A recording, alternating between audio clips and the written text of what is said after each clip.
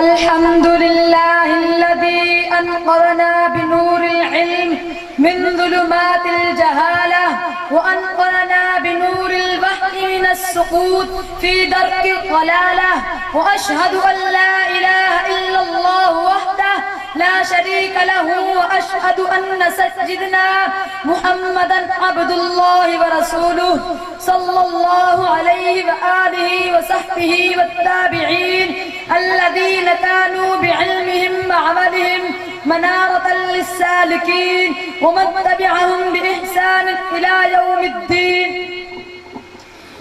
يا عباد الله، من أغلى المكاسب وأعلى المطالب وأرفع المواهب علم نافع ينفع في الدنيا ويرفع في الآخرة، وكفى أهله شرفا إن الله رفع قدرهم وأعلى ذكرهم. قال الله عز وجل: يرفع الله الذين آمنوا منكم والذين أوتوا العلم درجات.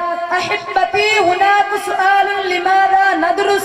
إنه سؤال قليل العبارة، ولكنه يتضمن في جوابه معان كثيرة. هل الهدف من الدراسة هو الحصول على الشهادة أم الوظيفة والمراكز الكبيرة والمراتب العالية؟ كلا يا أخ، لو قصدنا من دراستنا تأمين حياتنا ومستقبلنا فالقصد غير واضح والمال إلى الخسران، فإن هذا القصد يحمل الخطر الكبير على عقيدة المسلم. أيها الإخوة الكرام، لماذا ندرس؟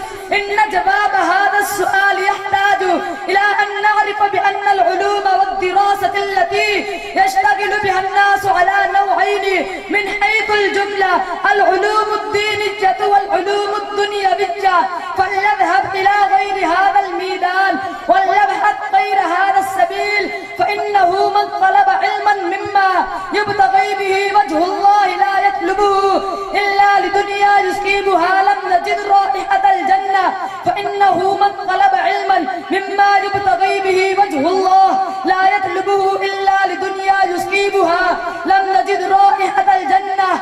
الذي بعثه سبحانه وتعالى حجة على الإنس والجن، وبه نكمل الأخلاق الفاضلة، والله يعصمنا به من الوقوع في شراك الفتن، سواء كانت من فتن الشهوات أو من فتن الشبهات. أحبتي، تعالوا نعزم جميعا بأننا ندرس لا ندرسها كي نكسب بها الهمال ونحصل بها الوظائف، وإن اكتساب الوظائف والأعمال والمناسب ليس سبيله التعلم فأسبق، بل إن حصول المال من غير طريق العلم أقرب. ولذلك نجد